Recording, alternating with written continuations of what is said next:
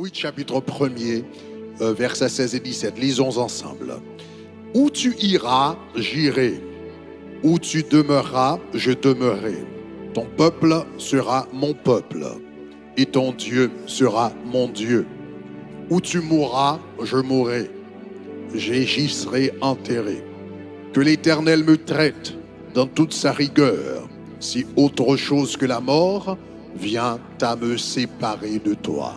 Que le Seigneur bénisse. Alléluia. Ces versets, acclamons le Seigneur maintenant. Alléluia. Nous allons donc salut donc toi, ton voisin, donc dis-lui je suis content que tu sois dans la famille. Alléluia. Gloire à Dieu, gloire à Dieu, gloire à Dieu. Donc dans les sites francophones, nous vous encourageons à continuer à partager les hashtags je suis dans la famille. Acclamons le Seigneur pour tous nos internautes, ceux qui nous regardent sur YouTube, les e-members. Donc nous vous disons bienvenue au nom de Jésus de Nazareth. Nous saluons tous nos amis à Paris, en Haïti, en Guyane française. Donc acclamons le Seigneur pour leur vie. À Montréal, là où vous êtes, nous vous saluons dans le nom de Jésus-Christ. Amen. Donc aujourd'hui, j'aimerais pouvoir un peu terminer un peu plus tôt ce culte pour que nous puissions vraiment commencer exactement à l'heure pour le service de 8h du mat. Donc c'est très important, le service de 8h, donc on a tellement de choses à dire. Donc dans le culte créole, nous sommes un peu en retard. Donc vous qui nous regardez sur les réseaux sociaux, nous vous encourageons à nous suivre sur nos différentes pages francophones. Donc pour me suivre en français, donc vous n'allez que... Donc nous avons les pages Grégory Toussaint en français sur YouTube, sur Facebook, sur Instagram, etc. Donc vous pouvez nous suivre sur les pages francophones. Donc pour avoir accès aux messages français, etc. Gloire à Dieu. Donc voilà, chers amis, il y a quelques semaines, je vous avais parlé de la différence qui existe entre un pays, n'est-ce pas, entre un peuple, un pays, un État et une nation. Un peuple, un pays, un État et une nation. Je vous avais dit que le peuple, c'est la population qu'on peut compter. Le pays, c'est le territoire qu'on peut mesurer. L'État, ce sont les institutions qu'on peut identifier. Mais la nation, on ne peut pas la compter. La nation, on ne peut pas la mesurer. La nation, on ne peut pas l'identifier des doigts. La nation, c'est un sentiment de fraternité, c'est un sentiment d'appartenance qui existe entre nous, qui nous permet de fonctionner comme un seul, peu importe la couleur de peau, peu importe notre capacité intellectuelle, peu importe peut-être même nos origines. Donc par exemple aux États-Unis, les États-Unis c'est une seule nation, mais composée de millions de personnes de différentes origines. Donc il y a des Américains qui sont d'origine latine, il y en a d'autres qui sont d'origine européenne, il y en a d'autres qui sont d'origine africaine, asiatique, et ils forment une nation. Donc c'est ce sentiment d'appartenance qui nous fait fonctionner comme un seul, qui fait de nous une nation. Donc maintenant, nous sommes en train d'étudier quels sont les éléments qui permettent qu'un groupe de personnes déconnectées puisse fonctionner comme une nation.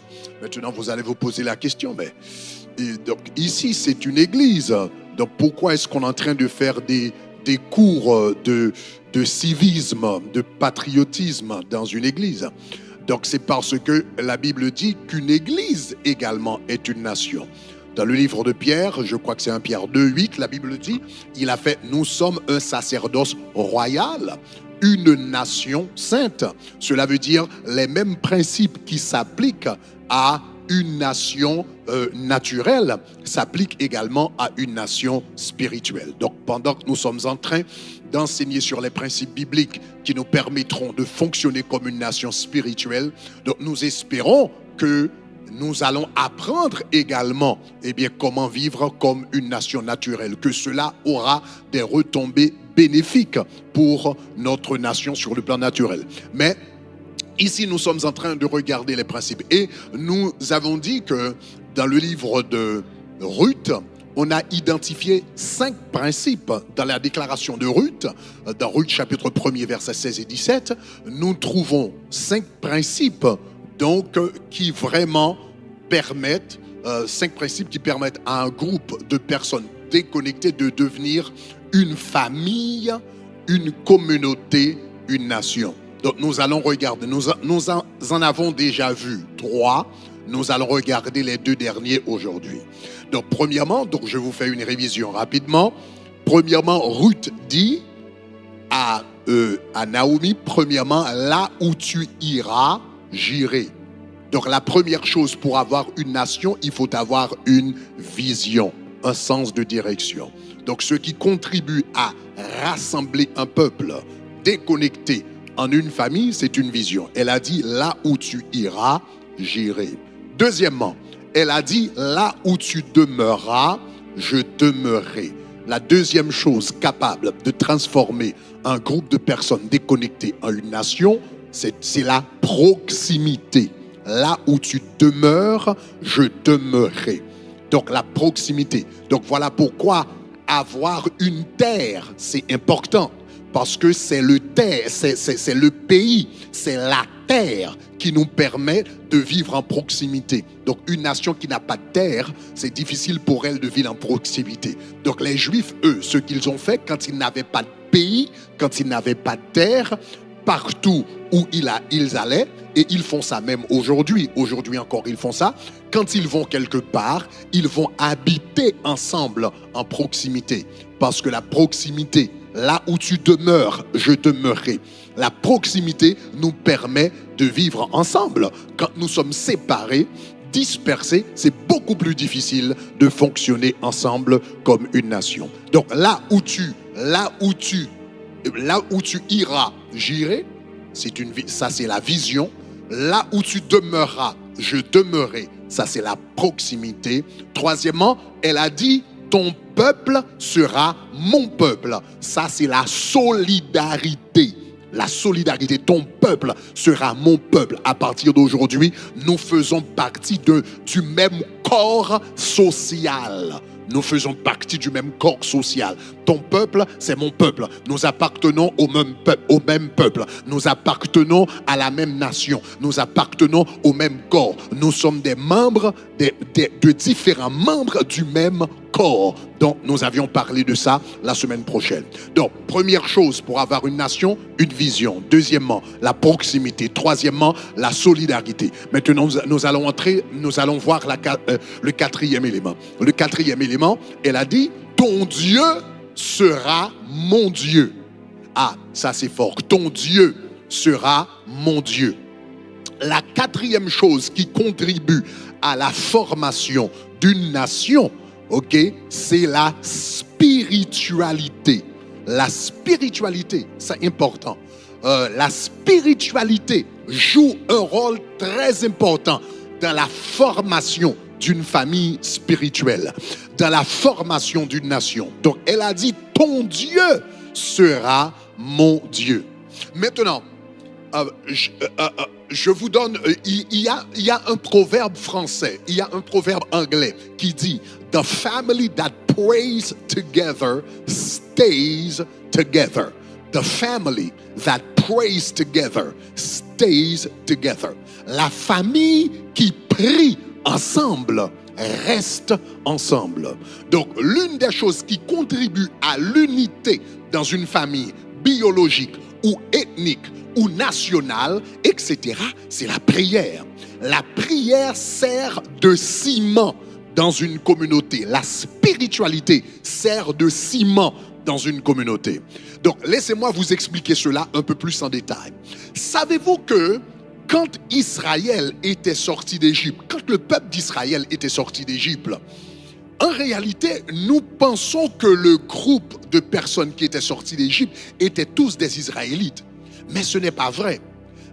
Quand Israël est sorti d'Égypte, premièrement, c'était un peuple, ce n'était pas encore une nation.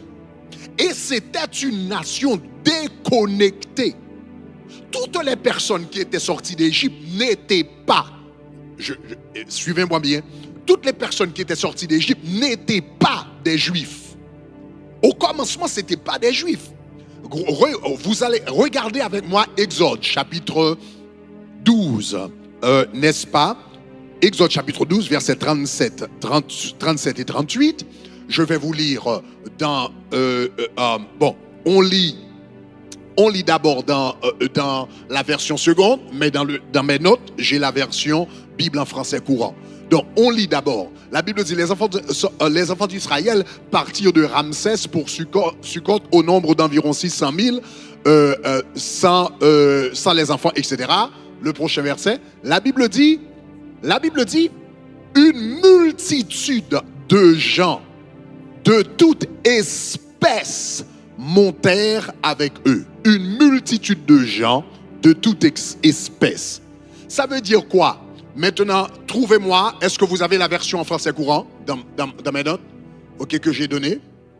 OK? Maintenant, quand la Bible dit une multitude de gens de toute espèce, ça veut dire quoi? Cela veut dire, dans la version courant, réalisez ce que le texte dit, une foule de gens d'origines diverses. Une foule de gens d'origines diverses. Cela veut dire, les premiers juifs, quand le peuple Israël était parti d'Égypte, ils n'étaient pas tous juifs. Ce groupe de personnes qui étaient partis d'Égypte, c'était un groupe de personnes d'origines diverses. Il y avait des juifs. Donc l'Exode, la multitude qui était partie, dans cette multitude, il y avait certainement des juifs. Mais il y avait aussi des Égyptiens qui étaient partis avec les Juifs. Pourquoi? Parce que Moïse était considéré comme un héros en Israël. Moïse était considéré comme une célébrité en Israël. Moïse était considéré comme une célébrité en Égypte. C'est ce que la Bible nous dit dans Exode chapitre 11, le verset 3. Dans Exode chapitre 11, le verset 3, la Bible dit « L'Éternel fit trouver grâce au peuple aux yeux des Égyptiens. » Et la Bible dit « Moïse était très considéré dans le pays d'Égypte. » Moïse était très considéré dans le pays d'Égypte aux yeux des serviteurs de Pharaon et aux yeux du peuple. Très considéré, cela veut dire quoi? Moïse était très fameux aux yeux des Égyptiens. Moïse était très grand aux yeux des Égyptiens. C'est vrai que c'était un Israélite, mais même les Égyptiens respectaient Moïse. Les Égyptiens avaient du respect pour Moïse, avaient de la considération pour Moïse. Il était considéré comme un héros. Donc, quand Moïse partait avec le peuple d'Israël, mais les Égyptiens qui appréciaient le leadership de Moïse étaient partis avec lui. Les Égyptiens, les Égyptiens qui étaient pauvres, les Égyptiens qui étaient des esclaves et qui sympathisaient à la cause d'Israël, eh bien, étaient partis avec Moïse. Nous savons également que parmi eux, il y avait également des Éthiopiens. Il y avait des Éthiopiens parmi les enfants d'Israël. D'ailleurs, dans Nombre chapitre 12, n'est-ce pas, verset 1er, la Bible dit que Moïse était marié à une femme éthiopienne. Donc, c'est ça, Moïse et Aaron partirent, et il avait pris une femme éthiopienne.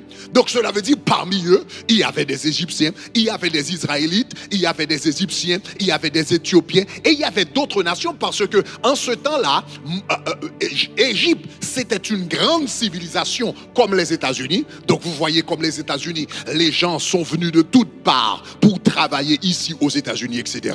Eh bien, à cette époque-là, Égypte, c'était la plus grande nation du monde, et des gens étaient venus de toutes parts et ils travaillaient comme des esclaves. Il n'y avait pas que le peuple d'Israël qui était esclave en Égypte. Il y en avait d'autres, des Égyptiens, donc des Égyptiens de basse classe, il y avait des Éthiopiens, il y avait d'autres nations. Et quand le Seigneur a levé Moïse. Donc il a fait de lui, il a élevé Moïse aux yeux des enfants d'Israël. Quand le Seigneur l'a élevé en Israël, et cet homme a commencé à faire des miracles, et il a frappé Égypte de 10 plaies, etc. Maintenant, tous les esclaves ont dit, nous allons suivre cet homme. Donc voilà pourquoi, quand il y a eu l'exode, donc la Bible dit c'était un ramassis de gens qui étaient partis. C'était une multitude de gens mixtes qui étaient partis. C'était une multitude d'origines diverses qui étaient partis. Maintenant, ça c'est important. Donc cela veut dire au commencement ce n'était pas un peuple, c'était plusieurs peuples. Au commencement ce n'était pas juste un groupe de personnes, c'était plusieurs. Donc maintenant, qu'est-ce qui va fusionner cette multitude qui était composée d'Israélites, d'Égyptiens, d'Éthiopiens et d'autres nations? Qu'est-ce qui va les fusionner en une seule nation? C'est l'adoration, c'est la spiritualité. Parce que la Bible dit, quand ils s'apprêtaient à partir d'Israël, la Bible dit, Exode chapitre 8, verset 1er, la Bible dit, donc nous lisons dans la version en français courant, la Bible dit, voici ce que l'Éternel t'ordonne. Laisse aller mon peuple. Laisse aller mon peuple. Quel peuple? C'est cet peuple d'origine diverse, composé d'Israélites, composé d'Égyptiens, composé d'Éthiopiens, etc. Laisse aller mon peuple pour qu'il me rende un culte. Laisse aller mon peuple pour qu'il me rende un culte. Laisse aller mon peuple pour qu'il puisse m'adorer. Laisse aller mon peuple pour qu'il puisse me glorifier. Donc qu'est-ce qui va unir ce peuple composé d'Israélites de 12 tribus différentes, d'Égyptiens, d'Éthiopiens, d'autres nations, de personnes d'origine? Qu'est-ce qui va les unir? Le culte, l'adoration. Ils vont adorer le même Dieu. Et c'est ce Dieu qui va unir, que ce soit Égyptiens, Éthiopiens, etc. C'est l'adoration du même Dieu qui va servir de ciment et qui va transformer ce peuple en nation. Est-ce que ça va jusqu'à présent? Donc la spiritualité joue un rôle très très important dans la vie d'un peuple. La spiritualité sert de ciment dans la vie d'un peuple. Ce qui avait uni Israël en premier lieu, donc le ciment initial du peuple d'Israël ou bien de la nation d'Israël, le ciment initial, ce n'était pas la langue, ce n'était pas la couleur, ce n'était pas leur nourriture, ce n'était pas leur code vestimentaire. Le ciment initial, c'était l'adoration du même Dieu. Donc la foi joue un rôle très important dans le maintien de l'unité, donc dans un peuple, dans une nation. Maintenant, ceci c'est extrêmement important. Et nous aussi, je ne sais pas, voilà pourquoi dans le psaume 133, David va dire, ok, donc dans les psaumes qu'on appelle les psaumes des degrés. Le psaume 133, c'est ce qu'on appelle le psaume des degrés. On les appelle psaumes des degrés parce qu'on lisait ces psaumes quand on montait donc à Jérusalem pour adorer. Quand le peuple montait ensemble à Jérusalem pour adorer, donc ils avaient l'habitude de chanter ces chants, parce que psaume signifie chant. Ils avaient l'habitude de chanter ces cantiques pendant qu'ils montaient à Jérusalem pour adorer. Et donc l'un des cantiques qu'il chantait, donc l'un des chants qu'il chantait, c'était ce chant-là. Voici qu'il est bon, qu'il est agréable et qu'il est doux pour des frères de demeurer ensemble. Qu'il est bon, qu'il est doux. C'est comme l'huile qui descend sur la barbe d'Aaron. Donc qu'est-ce qu'il va faire? L'adoration. Nous allons, qu'il est bon pour des frères de demeurer ensemble. L'anglais dit de demeurer dans l'unité. Donc, quand nous adorons ensemble, un peuple qui adore ensemble, quand nous adorons ensemble, nous nous rapprochons les uns les autres. Adorer ensemble, c'est très très important. Donc voilà pourquoi, chers amis, c'est pas mal de regarder un service à la maison, c'est pas mal de regarder un culte à la maison. Mais il y a quelque chose qui se passe quand nous nous retrouvons ensemble, quand nous prions ensemble, quand nous chantons ensemble. Il y a un lien familial qui se forge, il y a un lien d'unité qui se forge quand nous nous rencontrons ensemble pour pouvoir adorer. Donc, l'adoration produit une huile. C'est comme l'huile qui descend sur la... L'adoration produit une huile. L'adoration produit une onction qui sert de ciment et qui connecte un peuple. Et ça, c'est très, très important. C'est très, très important. Je ne sais pas s'il vous arrive, je ne sais pas si vous avez déjà fait cette remarque. Quand il y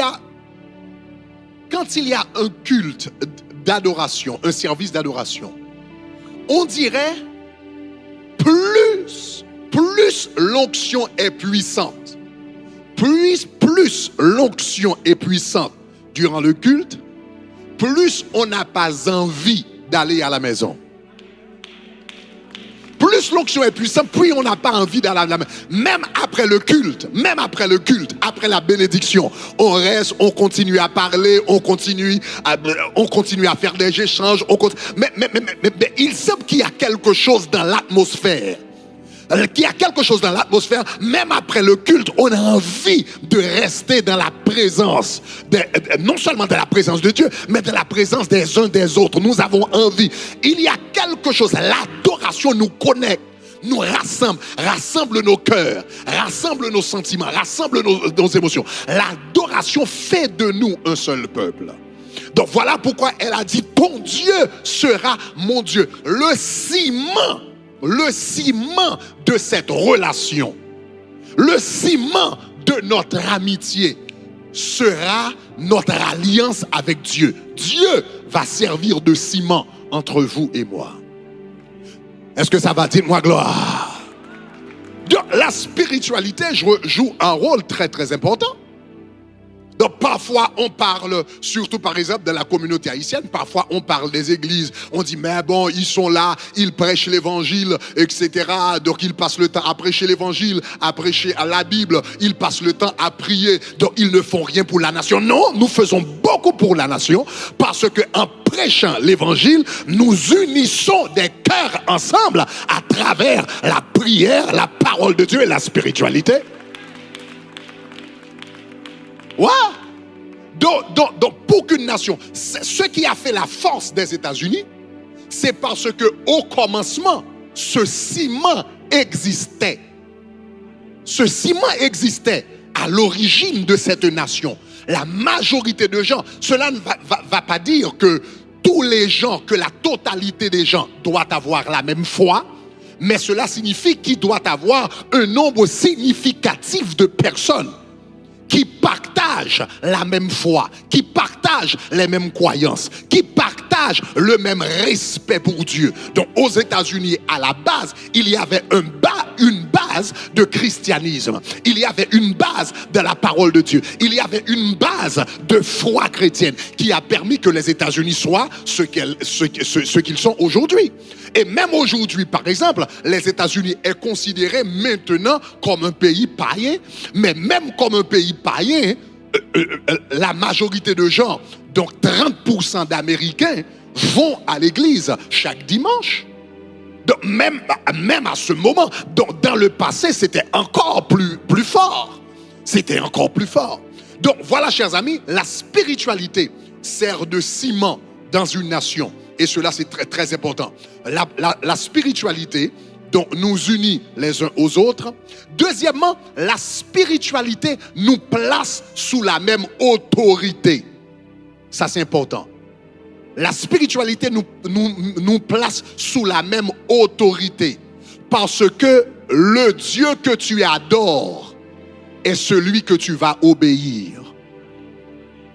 Celui que tu adores est celui que tu vas finalement obéir. Donc voilà pourquoi le Seigneur, dans le livre d'Exode, nous avons Exode chapitre 20, la Bible nous parle des 10 commandements. Les 10 commandements Donc, ce sont les lois des 10 commandements qui vont permettre à Israël de vivre comme une communauté. Parce que vous ne pouvez pas vivre comme une communauté s'il n'y a pas de loi. Vous ne pouvez pas vivre comme une communauté s'il n'y a pas de code moral.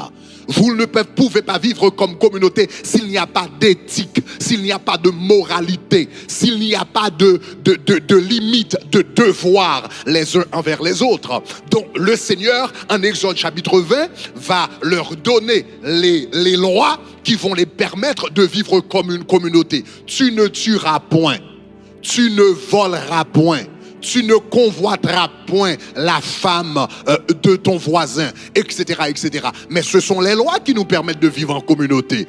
Donc si je suis dans une communauté et puis je sens que ma vie est menacée, n'importe qui peut me tuer à n'importe quel moment, mais je ne vais pas rester dans cette communauté. C'est évident, n'est-ce pas? Si je suis dans une communauté, je sais que ma vie est menacée, mais je ne vais pas rester dans cette communauté. Donc, pour qu'on puisse vivre en communauté, il faut qu'il y ait des lois, par exemple, n'est-ce pas, qui interdisent, par exemple, le meurtre. Si je vis en communauté et je sais que tu vas voler mes affaires, tu vas voler ma maison, tu vas voler ma voiture, tu vas voler mes vêtements, je ne vais pas rester dans cette communauté. Donc, il faut qu'il y ait des lois morales qui imposent des limites qui nous permettent de vivre en communauté. Tu ne voleras pas. Et le Seigneur... Donc, en Exode chapitre 20, le Seigneur va leur donner les lois qui les permettraient de vivre comme une communauté. Tu ne voleras point, tu ne tueras point, tu ne diras point du mal de ton voisin, etc., etc. Mais remarquez, le Seigneur va dire, n'est-ce pas, en Exode chapitre 20, en Exode chapitre 20, le Seigneur va dire: tu ne tueras point, verset 13, tu ne tueras point, tu ne commettras point d'adultère, tu ne voleras point, tu ne porteras pas de faux témoignages contre ton prochain. Ce sont des lois qui nous permettent de vivre en communauté, mais ça c'est le verset 13. Au verset 1er, avant de donner les lois qui vont permettre à Israël de vivre comme communauté, le Seigneur va commencer avec ces paroles. Exode chapitre 20, versets 1er et 2. Je suis l'Éternel, ton Dieu, qui t'ai fait sortir du pays d'Égypte, de la maison de servitude. Tu n'auras point de Dieu devant ma face. Tu ne prendras pas mon nom en vain. Tu observeras le sabbat, etc. Donc le Seigneur va dire, le Seigneur va établir d'abord son autorité comme Dieu, et deuxièmement, il va établir les lois. En d'autres termes, tu ne peux pas avoir de moralité sans la spiritualité. Tu ne peux pas avoir de moralité. Dans le verset 13, ça c'est tu ne voleras pas, c'est la moralité. Tu ne tueras pas, ça c'est la moralité. Tu ne prendras pas la femme de ton, ça c'est la moralité. Mais avant de donner les lois morales, il va dire: je suis ton Dieu qui t'ai fait sortir du pays d'Égypte, et tu n'auras point de Dieu devant ma face. Si tu n'établis pas la spiritualité, tu ne peux pas avoir la moralité. Pourquoi?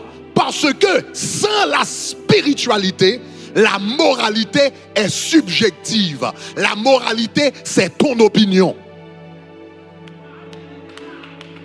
S'il n'y a pas un Dieu qui donne ses lois, donc dans une communauté, là où il n'y a pas une reconnaissance de Dieu, cela veut dire qu'il n'y a pas d'autorité finale dans la communauté. Il n'y a pas d'autorité finale. Donc chaque personne a droit à ses opinions. Donc cela veut dire, on dit tu ne voleras pas, mais ça c'est ton opinion. Moi j'ai mon opinion. Donc peut-être pour toi c'est mal de voler, mais pour moi c'est pas mal. Donc est-ce que ça va, chers amis? D'ailleurs, même dans la culture haïtienne, on dira voler l'État, ce n'est pas voler. Donc quand il n'y a pas de reconnaissance d'autorité ultime, toutes les opinions se valent. Toutes les opinions se valent. Donc toi tu as ta manière de penser, moi j'ai ma manière de penser. Mais quand il y a une autorité finale, nous reconnaissons l'autorité de Dieu. Maintenant toutes les opinions sont obligées de se courber à la parole de Dieu, au mandat de Dieu, au commandement de Dieu. Et ça permet à une communauté de vivre ensemble. Cela veut dire quand tu détruis la spiritualité dans une nation, tu détruis le ciment de la nation. Tu détruis l'aide de la nation. Quand tu détruis la spiritualité de la nation, tu détruis la cohésion de la nation. Parce que s'il n'y a pas d'autorité finale, toutes les opinions se valent et il y a de l'anarchie. Donc voilà pourquoi elle a dit, ton Dieu sera mon Dieu à partir d'aujourd'hui. Donc à Moab, Ruth servait un Dieu qui s'appelait Chemosh. Donc les Moabites se servaient un Dieu qui s'appelait Chemosh. Mais elle a dit à partir d'aujourd'hui, Chemosh n'est plus mon Dieu. À partir, mon Dieu, de maintenant, l'Éternel, le Dieu d'Israël, sera mon Dieu. Et quand il y a un problème, quand il y a un différend, quand il y a des disputes entre vous et moi, nous allons nous demander qu'est-ce que dit la parole de Dieu, et nous deux, nous allons obéir à la parole de Dieu, et cela va nous garder ensemble, va nous unir ensemble, parce qu'à partir d'aujourd'hui, ton Dieu sera mon Dieu. Donc la spiritualité conduit à l'unité. Maintenant, qu'est-ce que ça veut dire pour toi, pour ta famille biologique d'abord? Qu'est-ce que ça veut dire pour ta maison? Si tu comprends ce que je viens d'enseigner, cela veut dire qu'il y a deux choses. Il y a deux choses que tu dois faire pour fortifier ton mariage, pour fortifier ta famille, pour fortifier ta maison. Premièrement, vous devriez commencer à adorer ensemble. La famille qui prie ensemble reste ensemble. Si tu pries, tu prends du temps pour prier avec ta femme, pour prier avec ton mari, pour prier avec tes enfants. De la même manière que tu vois, quand nous venons ici et nous adorons ensemble, nous prions ensemble, l'onction de Dieu est là. Il y a quelque chose qui nous rapproche les uns des autres. Mais si tu commences à prier dans ta maison, si tu commences à prier avec ton mari, si tu commences à prier avec ta femme, si tu commences à prier avec tes enfants, cette huile, cette onction qu'il y a au tabernacle de gloire qui nous rapproche les uns des autres, va te rapprocher avec tes enfants, va te rapprocher de ton mari, va te rapprocher de ta femme, va consolider la famille pour que vous puissiez rester ensemble. Dites-moi gloire. Oui. Ça, ce sont des études qu'on a faites. Ce sont des études qu'on a faites. On avait fait des études. 90% des familles qui prient ensemble ne voient pas le divorce. 90% de familles qui prient ensemble n'expérimentent pas le divorce. 90%. C'est très très rare de trouver une famille qui prie ensemble régulièrement qui voit le divorce. Parce qu'il y a quelque chose qui les rapproche les uns les autres. Donc, premièrement, si vous aimeriez que votre famille soit forte, il faut passer du temps ensemble dans la prière, dans l'adoration. Donc, rapproche la famille, même si c'est une fois par semaine. Même si c'est une fois par semaine. Même si c'est 30 minutes par semaine, rassemblez la famille, les enfants et passez du temps ensemble. Chantez, priez, lisez une portion de la Bible. Commentez un verset biblique. Qu'est-ce que tu penses? Demande à ta femme, qu'est-ce que tu penses? Tes enfants, qu'est-ce que vous pensez? Qu'est-ce que nous pouvons apprendre, etc. Même une fois par semaine fera une très grande différence. Donc quand nous vivions à Brooklyn, New York, donc nous étions une grande famille, une famille de 8. Et nous vivions vraiment donc dans un quartier terrible. Nous vivions à Crown Heights, à Brooklyn, New York, qu'on appelait Vietnam dans le temps, parce qu'il y avait tellement de gangs, il y avait tellement de drogue, il y avait tellement de crimes, etc. Et nous étions une famille de 8 dans ce quartier. Mais aucun d'entre nous donc faisait partie d'un gang ou de la drogue, etc., etc. Mais qu'est-ce qui nous a maintenus ensemble et a préservé cette famille? Mais l'une des choses, c'était la prière. Donc on se réunissait chaque jeudi soir et on priait ensemble. Donc c'était seulement une fois par semaine. Mais le jeudi soir, on se réunissait, donc peu importe. Donc si on était entré en retard, on va passer un peu de temps dans la prière ensemble en tant que famille. Et c'est dans ces cultes de famille que j'ai commencé à prêcher. C'est dans ces cultes de famille que Médine a commencé à diriger des cultes. Et aujourd'hui, ça a impacté nos vies. Donc seulement une fois par semaine, donc vous passez du temps ensemble à prier, ça peut fortifier la famille d'une façon extraordinaire. Et alléluia, et pour les maris qui sont là, pour les pères qui sont là, c'est votre responsabilité à vous.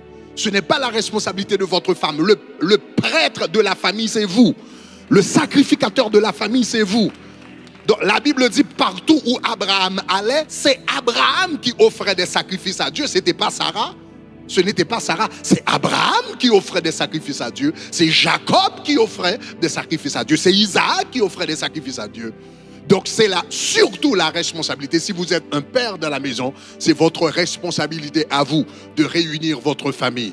Maintenant, peut-être vous sentez que vous n'êtes pas qualifié, vous ne connaissez pas assez la Bible, etc. Écoute, la Bible dit, l'Éternel dit, ma force s'accomplit dans ta faiblesse.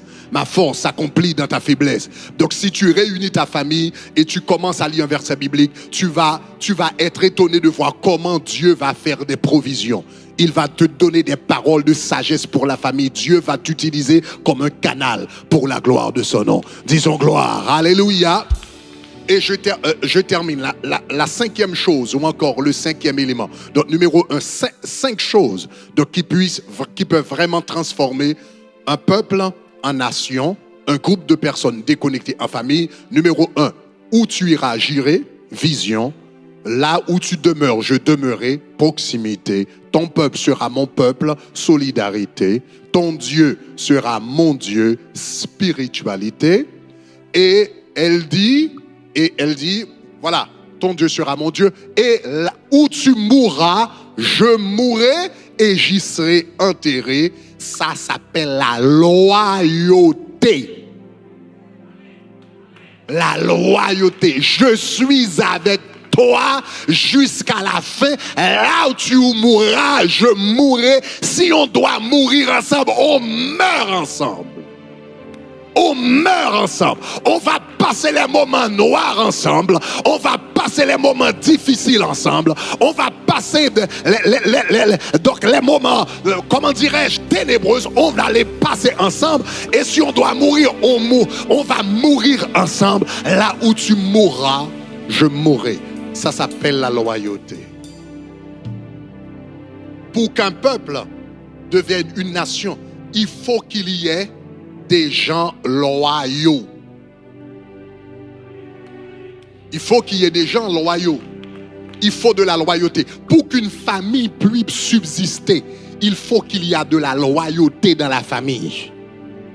Il faut que le mari soit loyal à sa femme. Tu ne peux pas être marié et on est en train de critiquer ta femme et toi tu es en train de rire. Il y a un problème. Tu n'es pas loyal. Tu ne peux pas être marié avec ton mari, on est en train de critiquer ton mari et toi tu participes. Tu n'es pas loyal. Tu ne peux pas avoir une famille sans loyauté. Est-ce que ça va? Maintenant, cela ne veut pas dire que tu vas cacher tous les défauts de ta femme ou de ton mari. Je ne suis pas en train de dire ça. Mais tu ne peux pas te réjouir dans ça. Tu ne peux pas te réjouir. Parce que être loyal signifie que je me tiens avec toi. Donc il faut qu'il y ait de la loyauté. Et vous allez remarquer que ici, mais cependant il y a des degrés de loyauté. Il y a des niveaux de loyauté. Même au niveau de la loyauté, il y a des priorités. Disons priorités. Il y a des priorités dans la loyauté. Donc elle a dit, là où tu mourras, je mourrai. En d'autres termes, non seulement je vais aller avec toi, je resterai avec toi, mais aussi, s'il faut mourir avec toi, je mourrai avec toi. Donc ça, c'est la loyauté. Maintenant, remarquez que il faut être loyal à sa famille, mais remarquez qu'il y a des niveaux de loyauté, il y a également un système de priorité à l'intérieur de la loyauté. Il y a la priorité. Est-ce que vous remarquez que elle a dit à Naomi, là où tu mourras, je mourrai. Naomi est devenue maintenant sa famille spirituelle parce qu'ils servent maintenant le même Dieu. Au commencement, elle servait Chemosh. le Dieu des Moabites. Maintenant, elle sert le Dieu d'Israël. En d'autres termes, Naomi maintenant, elle forme une famille spirituelle. Il y a un ciment spirituel. Donc, il est uni ensemble. Et c'est très, très important. Et tu vas remarquer qu'elle n'a pas dit à sa famille biologique, elle n'a pas dit à sa famille biologique qui ne connaissait pas Dieu. Parce que quand vous lisez plus tard dans le livre de Ruth, vous allez vous rendre compte que la mère de Ruth était encore en vie. Le père de Ruth était encore en vie, sa famille était encore en vie. Mais il n'a pas dit à sa famille biologique, à son père et à sa mère, là où tu mourras, je mourrai. Elle a dit à Naomi, là où tu mourras, je mourrai. Et ça, c'est très important, je crois l'avoir mentionné déjà au tabernacle de gloire. Vous devriez savoir que la première famille que vous avez, c'est votre famille spirituelle. Et ça, c'est fort. C'est difficile pour les gens de le comprendre. Mais votre première famille, c'est la famille spirituelle. Donc voilà pourquoi je dis souvent aux gens, si vous avez des familles biologiques, des membres de famille biologiques, la meilleure chose que vous puissiez faire, c'est de les amener à Christ. Parce que si ton frère ne connaît pas Jésus, si ta mère ne connaît pas Jésus, si ton oncle ne connaît pas Jésus, tu es connecté avec eux dans ce monde. Mais aussitôt qu'ils ferment les yeux, ou toi, tu fermes les yeux, tu ne les verras jamais plus pour toute l'éternité. Votre vraie famille, c'est la famille spirituelle. Tu es connecté à cette famille pour l'éternité. Cependant, la personne qui n'est pas ta mère, qui n'est pas ton frère, qui n'est pas ton oncle, mais que tu as rencontré au tabernacle de gloire, avec laquelle tu es connecté à travers un HP, cette personne-là, donc peu importe ce que tu penses d'elle, tu vas la voir pour toute l'éternité au ciel. Tu vas revoir ce frère, tu vas revoir cette sœur, tu vas revoir cette dame. La famille qui dure pour l'éternité, c'est la famille spirituelle. Voilà pourquoi une fois Jésus-Christ était en train d'enseigner, et pendant qu'il était en train d'enseigner, on lui a dit, Jésus, ta mère te demande, ta mère veut te parler. Et maintenant, évidemment, quand on a dit ta mère, quand on mentionne une mère, donc on s'attendait à ce que Jésus-Christ laisse tout de côté immédiatement et qu'il parte voir sa mère parce que sa mère lui demande. Sa mère veut le voir. Mais quelle a été la réponse de Jésus? Dans Matthieu chapitre 12, versets 46 et 50, la Bible dit, Jésus répondit, qui est ma mère et qui sont mes frères? Et il dit, car quiconque fait la volonté de mon Père qui est dans les cieux, celui-là est mon frère, ma sœur et ma mère. Celui qui fait la volonté de Dieu. Donc cela veut dire, Ruth a compris que oui, elle avait sa mère était encore vivante, mais elle ne faisait pas la volonté de Dieu. Son père était encore vivant, mais il ne faisait pas la volonté de Dieu. Ses soeurs étaient encore vivantes, mais elles ne faisaient pas la volonté de Dieu. Mais Naomi, elle faisait la volonté de Dieu. Donc celle-ci est ma mère. Est-ce que ça va? Celle-ci est ma vraie famille. Là où tu mourras, je mourrai. Je ne mourrai pas là où est mon père, là où est ma mère, mais là où tu mourras, je mourrai parce que tu es ma famille spirituelle. Donc vous comprenez qu'est-ce que cela veut dire, chers amis? Cela veut dire, dans l'église, vous devriez traiter le frère que vous avez à côté de toi ou la sœur que vous avez à côté de toi comme ta famille biologique et même mieux que ta famille biologique. Parce que je vous avais dit la dernière fois que l'alliance est plus forte que le sang. L'alliance est plus forte que le sang.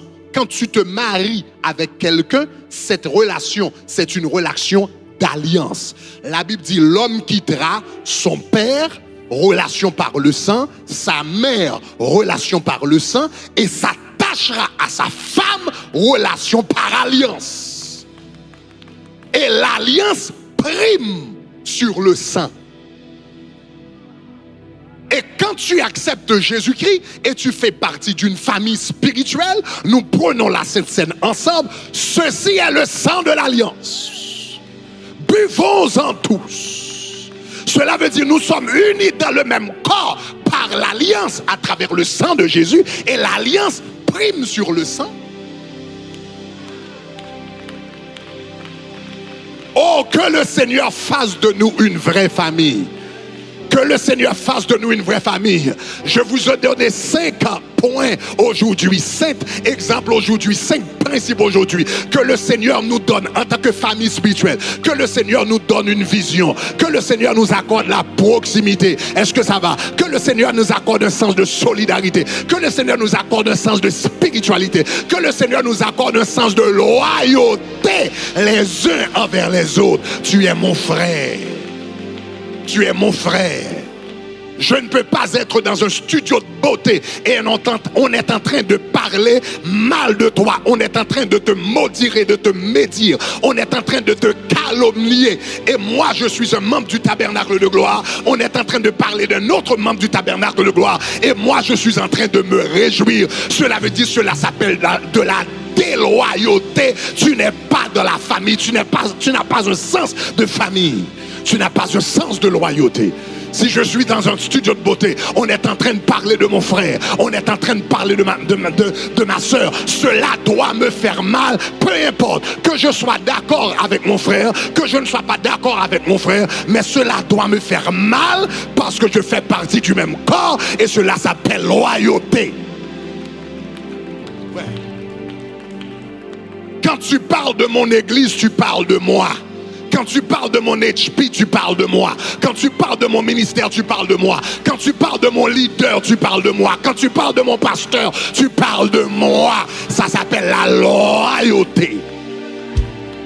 Et tu ne peux pas avoir un peuple sans loyauté. Elle a dit, si tu sais que là où tu mourras, je mourrai. Je pars. Si tu pars pour la guerre, je pars avec toi.